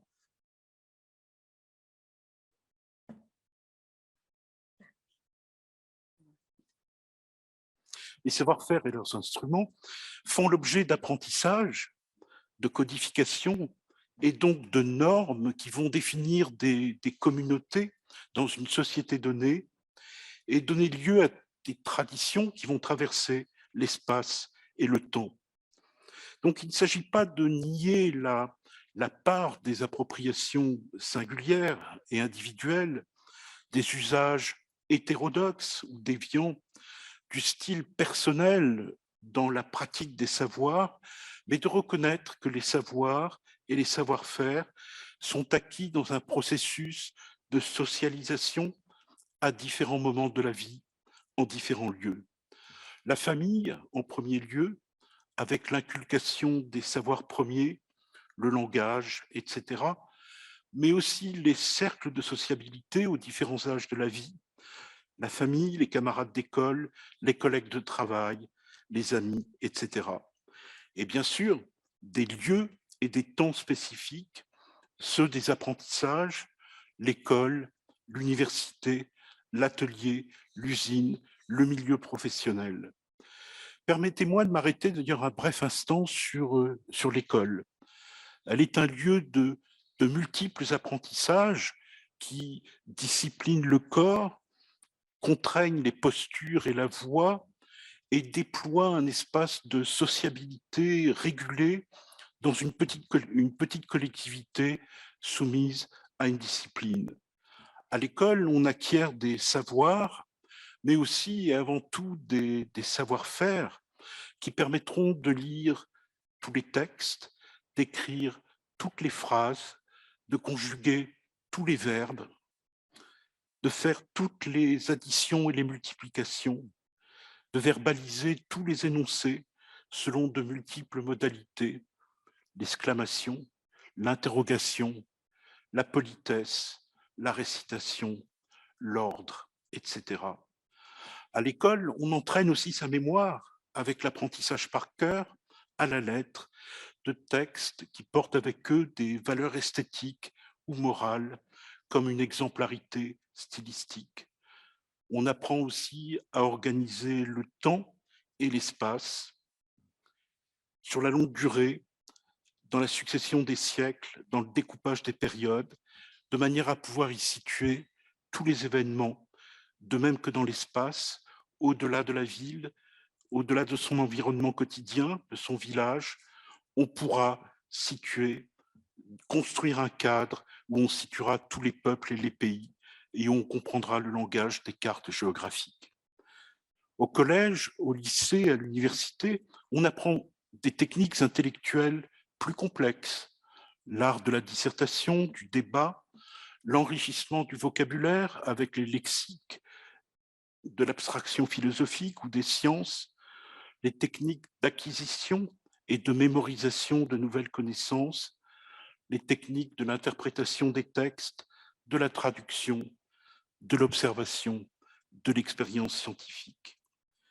Tous ces savoir-faire donc sont acquis au fil d'exercices, d'essais, d'erreurs, de réussites et de corrections. Ils obéissent à des normes qui peuvent être codifiées dans des manuels et par des exemples, et bien sûr sont sanctionnés par les examens et les concours qui sanctionnent la normativité des techniques intellectuelles et discursives. Il en va de même, bien sûr, pour tous les savoirs pratiques et corporels qui font eux aussi l'objet d'apprentissage depuis le maniement des outils et des instruments jusqu'à la maîtrise des gestes. Un athlète, un sportif, au terme de son entraînement, pourra courir sur toutes les pistes, nager dans toutes les piscines. Un danseur pourra s'approprier toutes les chorégraphies, toutes les figures, toutes les scènes. Un violoniste pourra jouer Bach ou Bartók, Mozart ou Ligeti. Un ébéniste pourra construire tous les meubles. Un restaurateur d'art réparer tous les tableaux. Et un potier façonner toutes les formes. Donc, théorique ou matériel, les savoirs s'acquièrent à travers des savoir-faire, pratiqués, répétés, incorporés.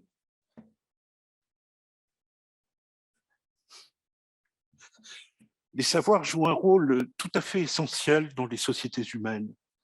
Ils en constituent un élément de cohésion, mais aussi de différenciation. Ils jouent un rôle central dans le fonctionnement social. Les savoirs sont des objets qui circulent, qui s'échangent, qui se donnent ou se vendent, qui s'accumulent aussi. Et les savoirs font lien, évidemment. Dans un milieu social, une famille, une corporation professionnelle ou savante, les savoirs déploient un horizon de croyances, de certitudes, de références partagées. Le langage, nous le savons tous, et nous l'expérimentons ici entre portugais et français, le langage joue un rôle essentiel en tant que vecteur d'un lexique, d'un découpage du monde, d'une syntaxe aussi, porteuse d'un rapport à la temporalité et de rapports logiques, causalité, conséquence, subordination, etc. C'est-à-dire que la langue que l'on parle, les énoncés linguistiques, dans la diversité de leurs formes, sont bien sûr des vecteurs sociaux de savoir, d'information, d'une vision du monde. Mais il faut nuancer et préciser. Une société ne se définit pas par un ensemble uniforme et homogène de savoirs, mais plutôt par un emboîtement de savoirs qui vont des plus généraux aux plus spécialisés. Une société se compose de multiples communautés, de multiples groupes qui se définissent par le genre, l'âge, les intérêts partagés, le métier, les loisirs, les marqueurs sociaux, religieux, les réseaux de sociabilité. Un même individu peut appartenir à différents groupes et communautés simultanément. Par exemple, il peut faire partie d'une association sportive, aller à la mosquée ou à l'église et appartenir à une communauté de foi, aller à l'université, suivre des cours de physique, appartenir à un réseau social où l'on partage des goûts musicaux, être sur Facebook, Instagram, etc. Et en passant d'un groupe à l'autre, d'une activité à l'autre, on passe d'un ensemble de savoirs à l'autre en changeant de logique, de référentiel, de mémoire. On change d'une certaine façon de logiciel tout en restant soi-même et en se connectant et en se déconnectant de différents niveaux de savoir. Les savoirs définissent donc des mondes sociaux à l'intérieur d'une même société. Et ces mondes sociaux peuvent être distincts et imperméables ou au contraire se recouper et communiquer. Ils peuvent être ouverts et extensifs ou au contraire fermés et limités. Ils peuvent être informels ou régis par des règles et des modalités d'entrée extrêmement strictes, par exemple les examens, les concours, les rituels d'initiation. Les savoirs définissent donc dans une société un archipel de groupes et de communautés qui peuvent être soit totalement imperméables, soit communiqués entre eux. Et on peut en dresser la carte dans l'horizontalité, mais ils se répartissent aussi dans la verticalité, depuis les savoirs les plus largement partagés jusqu'aux savoirs les plus spécialisés. L'histoire et l'anthropologie des savoirs, qui est ma discipline, s'intéressent naturellement au degré de diffusion et de vulgarisation d'une science ou d'un champ de connaissances dans la société. Le savoir du grand public, des amateurs, des passionnés, des autodidactes est aussi intéressant que les savoirs hyper spécialisés présents dans les laboratoires scientifiques et les départements académiques. En travaillant sur les savoirs de la Grèce et de Rome dans l'Antiquité, j'ai ainsi été conduit à élargir les perspectives classiques de l'histoire des sciences, qui s'intéressent en priorité, comme vous le savez, aux grands noms, aux savants les plus spécialisés et les plus connus. Par exemple, pour la géographie grecque, on pourrait ne s'intéresser qu'à Ératosthène, Hipparque, Ptolémée, ou on peut aussi choisir d'élargir la perspective et de s'intéresser aux représentations de l'espace portées par les poètes, les mythographes, les philosophes, les auteurs dramatiques, etc. Dès lors, je me représente un peu les savoirs dans une société comme une série de cercles concentriques qui partent du noyau le plus spécialisé pour se diffuser vers la littérature, vers l'art, vers les représentations imaginaires, vers la culture populaire. Considéré dans la diachronie, on peut aussi parler de traditions parallèles, de traditions dans le temps qui se croisent, qui s'influencent les unes et les autres et qui s'hybrident. Il n'y a pas de transmission des savoirs sans hybridation. Merci beaucoup. Le deuxième point que je voudrais souligner est que les savoirs dans une société donnent lieu à une véritable économie. Les savoirs ont de la valeur, ils donnent lieu à des échanges, mais aussi à une commercialisation. Les savoirs sont à vendre et à acheter. Et la ramification des savoirs, dès l'âge du bronze, a été associée à la spécialisation des statuts entre agriculteurs, artisans, prêtres, guérisseurs, commerçants, éleveurs, marins, et à des règles permettant la circulation sociale de ces différentes compétences. Aujourd'hui encore, on fait appel aux médecins, à l'architecte, à l'artisan, que nous rémunérons pour un service rendu. Donc, en tant qu'investis d'une valeur, les savoirs sont soumis à l'offre, à la loi de l'offre et de la demande, et la valeur d'un savoir peut bien sûr augmenter en fonction de sa rareté, de son degré de complexité et de spécialisation. Et cela peut entraîner des stratégies de rétention, de raréfaction, où on refuse de partager, de transmettre les savoirs. Ce sera le sujet de mon propos lors de la conférence de jeudi. Donc cette dimension économique permettrait de dérouler un fil tout à fait passionnant dans l'histoire des savoirs, qu'il s'agisse du patronage ou du mécénat, de la professionnalisation, de l'institutionnalisation, de la création des institutions de recherche, d'enseignement, public ou privé, qu'il s'agisse de la régulation des prix et des services, de la fondation et de l'ouverture des grandes bibliothèques privées ou publiques, des laboratoires, des observatoires astronomiques, la pratique des savoirs a un coût. Et que dire aujourd'hui de ce qui se joue autour des revues scientifiques, dont une partie non négligeable est captée par de grands groupes commerciaux à but lucratif qui imposent des tarifs prohibitifs aux bibliothèques universitaires et par conséquent aux chercheurs et aux scientifiques qui ont alimenté ces revues en articles. Mais l'économie des savoirs prend une autre forme sur laquelle je voudrais dire un mot rapide. Les savoirs sous forme d'idées, de théories, de découvertes, de résultats, de textes et de livres sont pris dans une logique de l'accumulation et même de la capitalisation au sens économique du terme. Ou plutôt, certaines cultures vont privilégier ce modèle de l'accumulation, par exemple dans les bibliothèques, dans les musées, tandis que d'autres cultures vont privilégier le dépouillement, la sélectivité, voire vont considérer qu'un tout petit nombre de livres ou même un seul livre peuvent finalement fournir et contenir tout le savoir dont on a besoin, en particulier s'il s'agit d'un livre révélé. Et on peut penser à Homère chez les Grecs, aux Védas en Inde ancienne, aux classiques de Confucius en Chine, à la Bible, à la Torah et au Coran.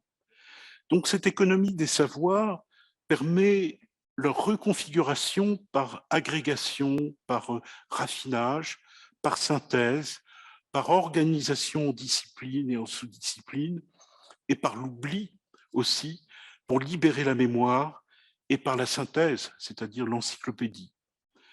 Les savoirs s'appuient donc sur une superposition, sur une stratigraphie, un empilement de couches successives, mais seul le niveau de surface et les premiers niveaux sous la surface sont véritablement pratiqués et actualisés.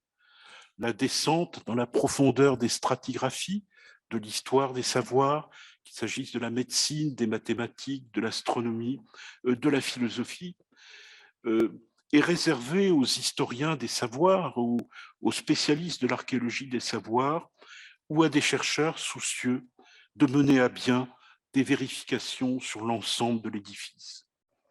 Pour le dire d'un mot, on peut évoquer le règne de Ramsès II ou de Toutankhamon en Égypte ancienne, en parler comme de faits avérés et admis par tous, sans avoir à redéployer toutes les sources, tous les recoupements, tous les travaux de la tradition égyptologique qui nous permettent d'être sûrs de leur existence et de reconstruire leur biographie.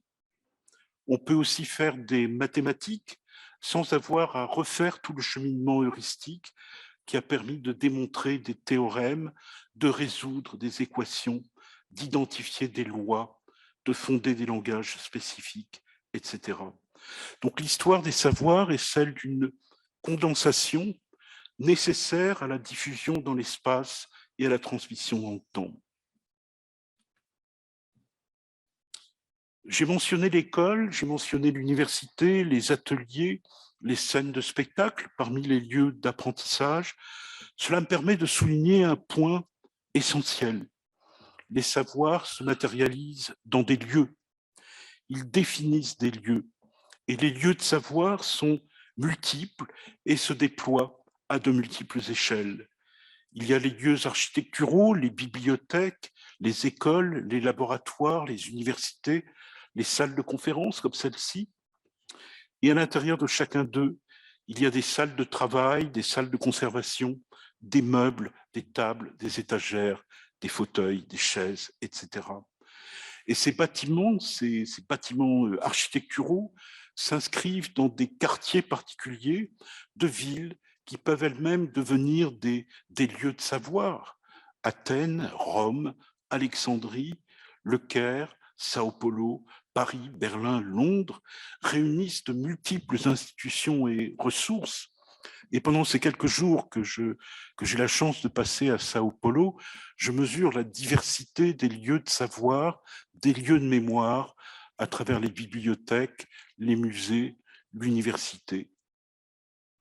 Donc ces pôles, ces villes, que ce soit Alexandrie ou Sao Paulo aujourd'hui, attirent les savants, les chercheurs, les livres, les étudiants, les collections d'art et de sciences naturelles, mais ont aussi un rôle centrifuge, c'est-à-dire beaucoup de savants sont partis d'Alexandrie pour aller dans tout le monde méditerranéen, de même que Sao Paulo est un lieu d'où l'on voyage, comme le rappelait le doyen de l'université qui allait faire son doctorat à Paris. Et les lieux de savoir peuvent aussi être explorés en changeant d'échelle. De la bibliothèque, on passe au livre physique, qui est un lieu de savoir en lui-même, et du livre, on passe à la page de titre, au frontispice, puis à la page de texte, cadrée par des règles typographiques, on passe aux notes, aux dessins, aux schémas, aux annotations marginales, à l'index, c'est-à-dire on descend dans les profondeurs du livre et dans cette ramification de lieux successifs. Et je parle sous le contrôle de Marisa, qui est une bien meilleure spécialiste que moi de l'histoire du livre. Donc, dans le laboratoire, c'est pareil. On va passer de la table d'expérimentation, des machines, au microscope, aux échantillons, au carnet de notes, aux ordinateurs et à l'article que l'on va publier pour partager ses découverte. Donc les savoirs sont toujours inscrits dans des lieux qui peuvent être architecturaux, qui peuvent être urbains, monumentaux, mais qui peuvent être aussi des lieux matériels, sa table de travail, la table sur laquelle on met ses livres, ses crayons, son ordinateur, et des lieux matériels aussi, comme les livres, comme les carnets de notes, comme l'espace de l'ordinateur, et des lieux intellectuels, puisque notre mémoire, notre système de pensée est aussi organisé d'une manière topographique. Donc l'idée, enfin je m'approche de la conclusion de mon exposé, et je voudrais essayer de vous suggérer de partager avec vous une intuition. Donc c'est formulé d'une manière peut-être encore un peu maladroite, mais j'ai l'impression que c'est important de partager des intuitions et même des choses qui ne sont pas entièrement abouties, et je le fais avec plaisir avec vous aujourd'hui. Je voudrais dire que les savoirs, c'est une formidable machine à voyager.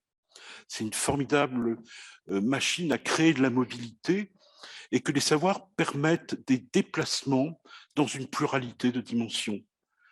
Ça peut sembler très abstrait, mais réfléchissons un instant. L'historien, comme ceux qui lisent des textes historiques, vont pouvoir accéder au passé proche, lointain, voire très lointain, et s'immerger dans l'exploration et la compréhension d'événements, de sociétés, voire de personnages qui n'existent plus, qui appartiennent au plus lointain passé. Quand je travaille sur Alexandrie, quand je lis les sources grecques et latines, quand je lis la bibliographie sur Alexandrie, d'une certaine façon, je me reconnecte avec ce monde-là, je l'explore, je tente de l'observer, de le comprendre et de le reconstituer. De même, la géographie permet d'accéder à des régions très lointaines, des lieux perdus aux antipodes. Les savoirs permettent plus généralement d'accéder à l'infiniment petit, le monde de la biologie, de la physique atomique par exemple, comme l'infiniment grand, celui de l'astronomie et de la cosmologie, qui est au-delà de toute perception humaine. Les savoirs donnent évidemment accès à ce qui est caché au regard empirique, à ce qu'on ne peut pas voir par ses yeux. Par exemple, l'intérieur du corps à travers l'imagerie médicale ou le sous-sol de la Terre, mais aussi à des niveaux de réalité différents, qu'il s'agisse de la métaphysique, de l'eschatologie, du monde des morts, du monde des esprits, de la spiritualité. Les savoirs portent aussi sur des idées, des concepts, et c'est tout à fait extraordinaire quand on pense, sur des abstractions, qu'il s'agisse de philosophie ou de mathématiques, de physique théorique ou de logique formelle. Et les savoirs portent enfin sur eux-mêmes, dans une boucle réflexive, qu'il s'agisse d'en comprendre la nature ou d'en valider les contenus. Les savoirs créent donc un réseau de connexions allant bien au-delà des interactions de la vie quotidienne et des réseaux proches. Mais qu'est-ce qui se passe au fond quand on ouvre un texte d'Aristote, de Platon, d'Al-Jaïs, d'Avicenne, type de Khaldoun, de Borges ou d'autres? À qui, à quoi sommes-nous connectés quand nous lisons un livre? Qu'est-ce qui se passe entre nous et les auteurs des livres que nous lisons? Ces questions peuvent sembler extraordinairement naïves, mais de toute évidence, les savoirs créent d'étranges connexions entre les vivants, bien sûr, entre nous qui sommes là, mais aussi entre les vivants et les morts, à travers le temps, à travers l'espace, à travers les langues aussi par le biais de la traduction. Ces connexions, du reste, ne sont pas l'exclusivité des transmissions écrites et lettrées. Il y a aussi des savoirs, des sagesses qui se transmettent dans l'oralité pure et qui permettent de créer des savoirs, des sagesses remontant à des sources très anciennes. Donc en quoi Platon, Aristote, Kant, Nietzsche, Michel Foucault ou d'autres peuvent-ils participer d'une production ou d'une pratique des savoirs et de la pensée aujourd'hui à travers leurs textes? Et que reste-t-il de leur savoir, de leur pensée, après avoir été soumis aux étapes de la traduction, des rééditions, des réinterprétations? On pourrait s'interroger sur ce que les lecteurs, au fil d'une tradition, au fil des éditions et des commentaires, font au texte et à la pensée des auteurs qui lisent de ces auteurs lointains. Platon, Aristote, Nietzsche, Michel Foucault sont comme des socles géologiques sur lesquels se sont ajoutés, au fil des temps, des strates d'interprétation, de digression, de contresens, de reformulation, de citations qui en ont sans cesse réactualisé le sens. Mais au fond, en ce qui concerne les savoirs assignables à une source, à une origine identifiée, à un nom propre, à un nom d'auteur ou de transmetteur, qu'il s'agisse de Confucius, d'Homère ou d'autres, d'étranges lignes de continuité traversent le temps, traversent l'espace, les langues et les sociétés. Les savoirs permettent une forme de dialogue avec les morts, avec les absents. Ils les font revenir à la vie, ils leur redonnent une voix, ils ravivent leurs pensées. En d'autres termes, les traditions savantes, en particulier dans les humanités, dans les études littéraires, dans la philosophie, dans les sciences sociales, les traditions savantes font parler les morts. Et pour conclure, je voudrais partager avec vous ici, au seuil de cette semaine entre l'USP et la France, je voudrais partager avec vous ma conviction humaniste et peut-être la raison pour laquelle je m'intéresse tellement au savoir et pour laquelle l'histoire et l'anthropologie des savoirs me paraissent tellement importantes, non seulement pour moi, mais pour nous tous. Notre monde aujourd'hui est à feu et à sang. Les intolérances, les guerres, les conflits nous montent les uns contre les autres dans des chocs de civilisation. Le fossé d'incompréhension s'élargit entre le nord et le sud, entre les pays riches et les pays en voie de développement, entre les cultures premières et les cultures de la postmodernité, entre les religions du livre. Mon approche des savoirs et ma conception des savoirs repose sur le comparatisme, sur la longue durée. Il repose sur les fils de la transmission et de la traduction qui ont conduit d'Athènes vers Rome, d'Alexandrie vers Bagdad, Damas et le Caire, puis vers Byzance, Venise, Florence, vers les centres de culture de l'Europe renaissante et moderne, puis vers les nouveaux mondes de l'Amérique du Nord et du Sud. Mon approche des savoirs repose aussi sur l'intérêt heuristique, sur l'enrichissement personnel, spirituel, intellectuel, qu'il y a à faire le détour par l'ailleurs et par les autres. Et bien qu'étant un helléniste, spécialiste du monde grec, j'ai fait le voyage du Moyen-Orient et du Maghreb en m'intéressant au Coran, aux hadiths, en m'intéressant aux madrassas et aux mosquées, en lisant les poètes de Ghazal, les mystiques soufis, Ibn Khaldoun et bien d'autres. De même, j'ai fait le voyage de la Chine et du Japon en lisant les classiques de Confucius, les koans zen, les poètes lettrés et les historiographes impériaux. Et aujourd'hui, dans mon travail actuel, je voyage dans le Tibet, au Népal, au Bhoutan, sur les traces d'Alexandra Davinel et de Mathieu Ricard, qui m'introduisent dans la richesse infinie du bouddhisme, de ses sagesses, de sa bibliothèque. J'ai aussi fait le voyage du Brésil en lisant Claude Lévi-Strauss et Philippe Descola, et je suis heureux d'être aujourd'hui à Sao Paulo, dans votre communauté universitaire, pour inscrire dans ma réalité vécue cet intérêt pour votre grand pays. Donc il ne peut pas y avoir aujourd'hui d'humanisme sans ce détour par la culture, les traditions, les sagesses des autres, sans la musique de tous ces noms d'auteurs, de sages, de savants, de lettrés, d'érudits, qui ont jalonné l'histoire des grandes civilisations de notre planète, sans la musique des toponymes et des noms propres, qui est le propre de chaque culture et de chaque civilisation. Donc c'est une école de tolérance, une ouverture intellectuelle à des altérités multiples qui nous permet de revenir sur nous-mêmes pour prendre conscience des terrains communs où plongent nos racines, c'est-à-dire de prendre conscience de notre humanité commune et partagée au-delà des clivages politiques et religieux. Et se parler, se lire, se découvrir, prendre le risque du dialogue et de l'exploration, affronter les dépaysements et les décentrements, ce sont les premières étapes que nous apprenons toutes et tous à l'université, dans nos recherches, dans nos thèses. Ce sont les premières étapes vers une éthique de la tolérance, du respect, de l'ouverture aux autres, sans lesquelles il n'est pas de monde partagé. Je vous remercie beaucoup.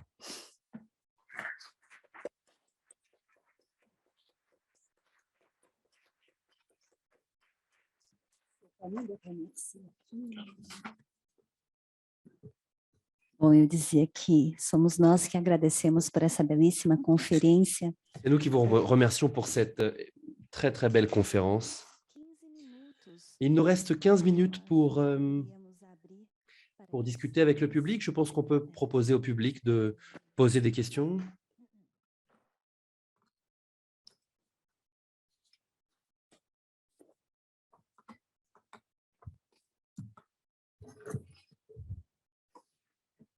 Bem, para... Très bien. Alors,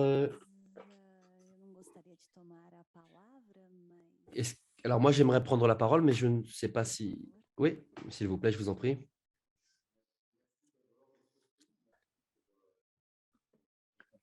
Alors, je ne peux pas entendre la question. Il faut que la personne doit parler dans le micro. Posso cometer a indelicadeza de pedir que venha falar aqui? Est-ce que je peux vous demander indélicatement de venir parler dans le micro? Alors, monsieur le professeur, merci beaucoup pour cette conférence. Peut-être que Marisa, vous pouvez traduire la question. Je vais poser la question en français. Non, il y a une traduction simultanée, c'est bon. Monsieur le professeur. On rêve même aussi. On Merci, rêve Nadège. de pouvoir bénéficier de cette transmission des savoirs aussi pour nous-mêmes, parce qu'on a toujours soif de savoir. Et là, vous nous avez fait parcourir tant de savoirs et les savoir-faire. Avec toute votre réflexion sur cette transmission des savoirs, comment vous pourriez peut-être nous aider à comment chacun peut bénéficier ou se faire bénéficier de tous ces savoirs qui existent? Comment vous voyez, maintenant qu'on a aussi tellement de moyens peut-être qui peuvent nous aider, mais comment nous-mêmes être un point focal d'accueil et de réception des savoirs? Je dirais par exemple, on aimerait tant parler tant de langues, on aimerait tant lire tant de livres. Dans votre perception sur la transmission des savoirs, à titre très individuel, personnel, mais pour chacun d'entre nous, comment vous voyez, qu'est-ce qui aujourd'hui pourrait nous aider à être chacun d'entre nous lieu d'accueil et de transmission des savoirs?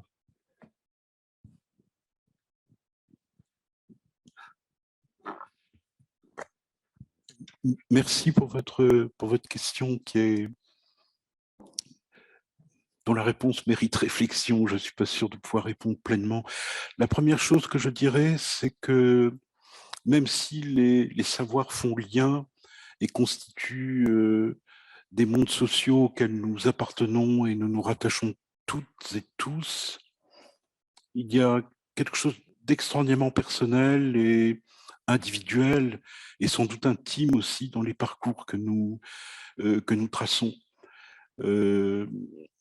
Les savoirs, par définition, sont évidemment infinis, de même que les livres d'une bibliothèque. L'une des raisons de la nostalgie qu'on peut ressentir en allant dans une bibliothèque, c'est qu'on sait qu'on ne lira jamais tous les livres.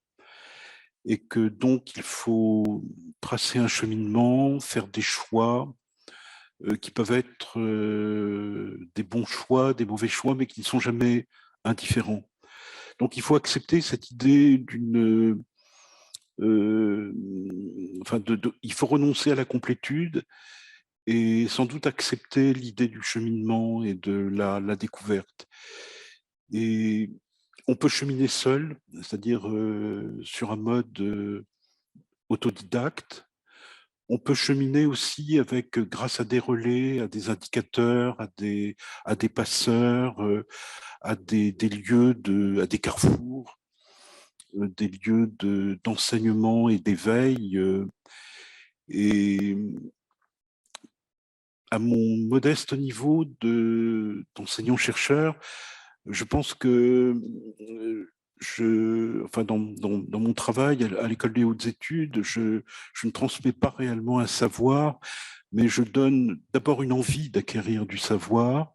Je partage une passion qui est la mienne et je donne finalement des indications, peut-être une boussole, une carte, un itinéraire, un début d'itinéraire, en disant vous pouvez partir dans telle direction et à un moment donné, vous rencontrerez un carrefour avec différentes voies possibles qui peuvent vous conduire vers la Chine, le Brésil, la Grèce ancienne, la physique contemporaine, la sociologie ou autre. Donc, il y a cette double dimension d'abord d'un désir qu'il faut faire naître chez chacun de s'approprier les savoirs dans leur diversité, dans leur pluriel, c'est-à-dire que les savoirs populaires, la danse, la chanson, le théâtre populaire, les films populaires, la littérature populaire sont des formes de savoir tout à fait respectables, de même que la cuisine, la couture, l'artisanat, le fait de créer des objets.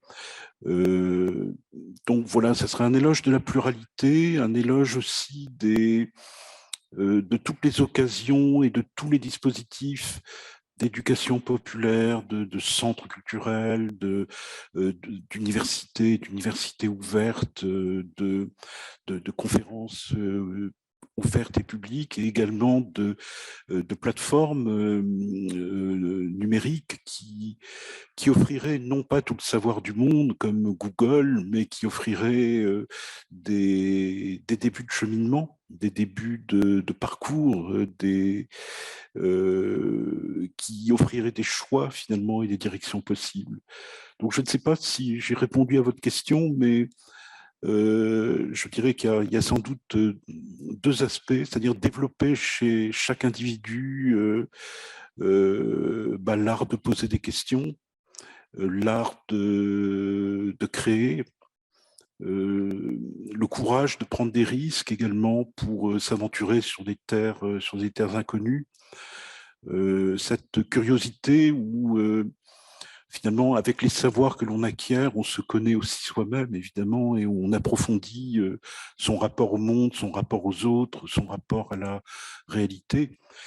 Et d'autre part, il faut, à côté des lieux de transmission institutionnelle, comme les écoles, les universités, il faut favoriser sans doute des points d'entrée, des portes qui ne doivent pas intimider ceux qui n'appartiennent pas à ces mondes-là, c'est-à-dire des portes qui peuvent être entrouvertes, poussées, dans lesquelles on peut rentrer avec, voilà, en laissant le choix et sans prescrire.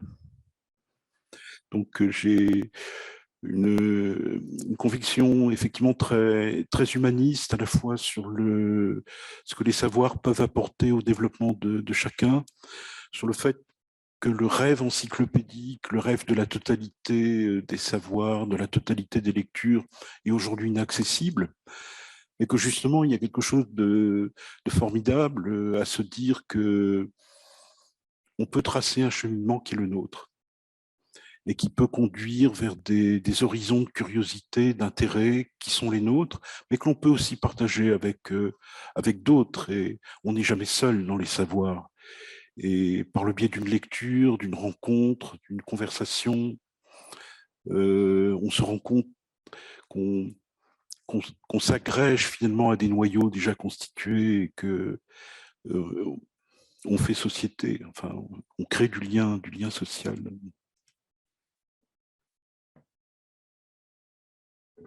Obrigada. Questões? Merci. D'autres questions? Iris?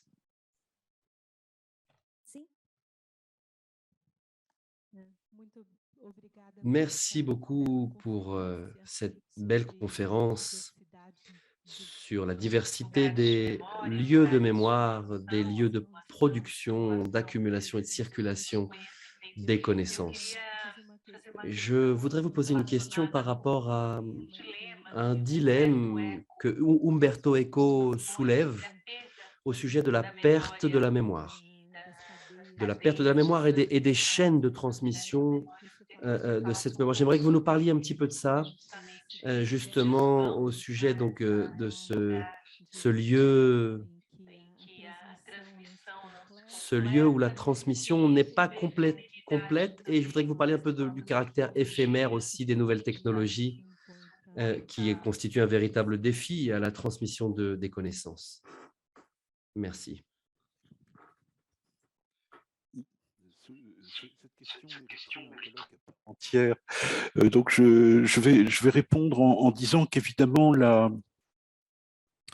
perte, la destruction sont constitutives des traditions humaines. Il y a des pertes qui peuvent se produire de manière accidentelle. Évidemment, des historiens du monde grec ont remarqué que à partir du moment où on a transféré les textes des rouleaux vers le codex, donc un codex pouvait contenir l'équivalent de 5 rouleaux, c'est-à-dire de 5 livres d'une œuvre antique. Et donc, dans les bibliothèques médiévales ou byzantines, quand il y a une perte ou une destruction d'un codex, ce sont 5 livres qui disparaissent d'un seul coup. Et donc, dans les œuvres que nous avons aujourd'hui de certains historiens comme Polybe ou d'autres, Polybe qui a écrit une grande histoire de Rome, on remarque que les lacunes, c'est toujours par 5 livres. Et on va avoir de 30 à 35, mais on n'aura pas de 25 à 30. Donc voilà, ce sont des aspects, des aspects matériels.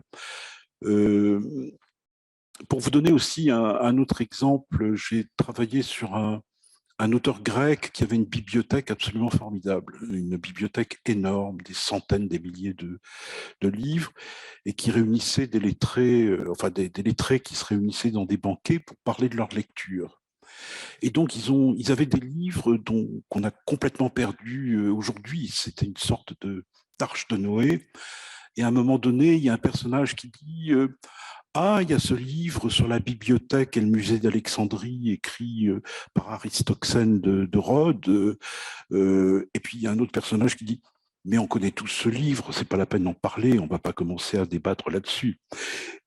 Et plus rien n'est dit sur ce livre-là, c'est-à-dire qu'on ne l'a pas conservé, mais il y a eu un hasard d'un moment de transmission où des acteurs de la culture de l'époque, sous l'Empire romain, se disent qu'est-ce qui mérite d'être repris, d'être cité, d'être compilé ou pas. Alors évidemment, il y a d'infinis scénarios.